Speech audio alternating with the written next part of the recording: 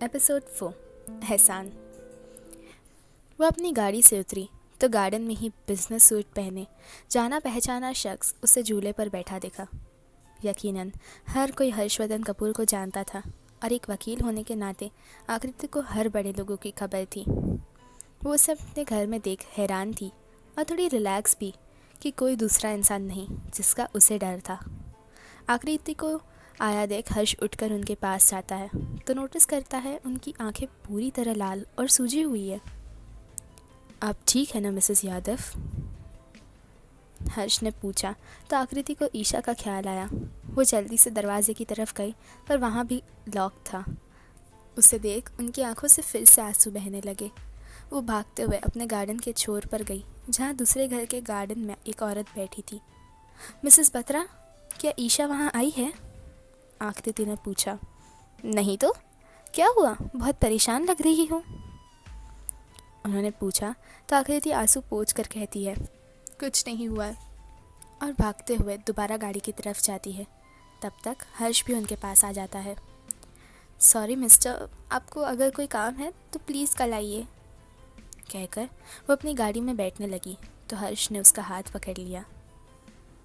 मैं लता कपूर का बेटा हूँ, उसने बहुत शांति से कहा। वहीं ये नाम सुनकर आकृति हैरानी से उसे देखने लगी। अब बताइए क्या प्रॉब्लम है? आकृति घुटनों के बल बैठकर रोने लगी। उसने कहा, मेरी बेटी गायब है, पता नहीं कहाँ और किस हाल में है, मुझे वो मिल नहीं रही। शांत हो जाइए और अंदर जाकर इंतज़ार कीजिए, मैं 1 घंटे में आपकी बेटी को आपके पास ले आऊँगा, हर्ष ने कहा तो आकृति खड़े होकर उसकी तरफ देखती। क्या सच में आप ले आएंगे उसे? हर्ष ने अक्ष को कुछ इशारा किया और बिना कुछ कहे आकृति को अंदर ले गया। कुछ देर बाद वो बाहर आया और गाड़ी में बैठ उस जगह निकल गया जहाँ अजीत के फ़ोन की लोकेशन दिखाई जा रही थी। अक्ष ने कॉलेज में हुआ सब पता करवा लिया था। Present time. आकृति सब सुनकर बहुत ज़्यादा गुस्से में आ जाती है। ये देख ईशा झट से उसके गले लग जाती है। मम्मा गुस्सा मत करो प्लीज़।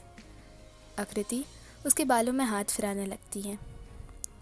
अपना ज़रूरी सामान पैक कर लीजिए, हम अभी निकल रहे हैं, हर्ष ने कहा तो आकृति बिना किसी भाव के ईशा का सामान पैक करने भेज देती है। वहीं ईशा के समझ से बाहर था कि उसकी मम्मा ने ऐसा क्यों कहा। कुछ ही देर में आकृति और ईशा अपने सामान के साथ बाहर खड़े थे और ईशा अब भी उससे अपने जवाब की उम्मीद कर रही थी, पर आकृति बिना कुछ कहे गाड़ी में जाकर बैठ गई।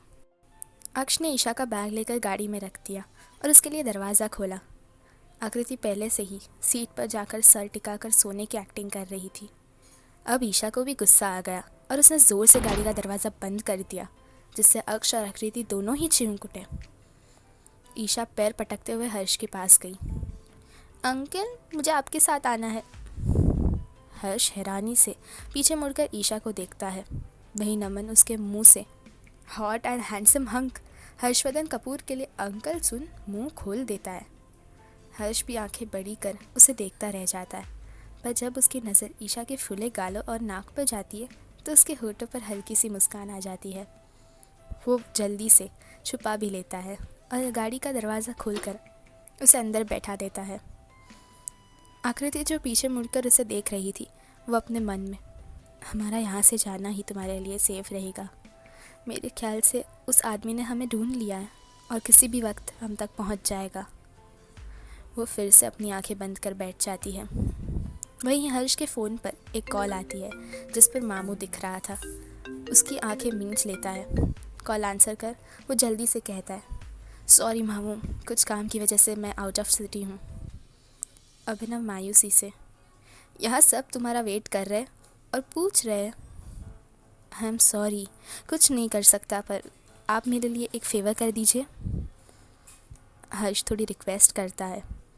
हमारे राजकुमार, बस आप हुक्म कीजिए, ये फ़ेवर वाली बात मुझे पसंद नहीं, उन्होंने कहा। ठीक है, मैं आपको एक मैसेज करता हूँ, सब मैनेज कर आप घर आ जाइए, बाकी की बातें वहाँ करते हैं, कहकर हर्ष फ़ोन काट देता है और एक मैसेज टाइप कर भेज देता है। तभी उसकी नज़र ईशा पर जाती है, जिसकी नींद में ही सर कांच पर टकराने वाला होता है। वो जल्दी से उसे पकड़कर अपनी तरफ खींचता है और सर को अपने कंधे पर रख लेता है। साथ ही अपना एक हाथ वो उसके कंधे पर सहारा भी दे देता है। मुंबई कपूर मेंशन में साड़ी पहने हुए एक औरत यहाँ से वहाँ घूम रही थी। यकीनन उसे किसी का इंतज़ार था। तभी बेल बजने की आवाज़ आती है।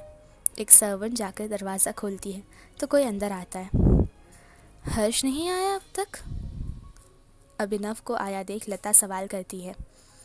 वो निकल गया था और कुछ देर में पहुंच जाएगा दीदी, आप चिंता मत कीजिए और आराम से बैठ जाइए, उसने कहा। ये सामान कैसा?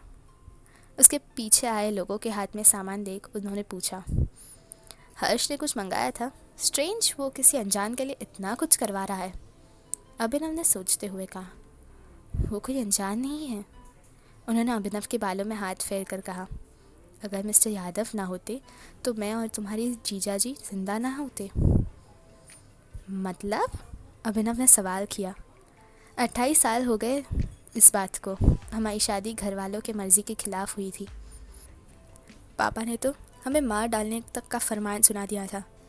तब माँ ने हम दोनों को उस घर के बाहर निकाला था। तभी तुम्हारे सर में चोट लगी थी और तुम्हें कुछ भी याद नहीं।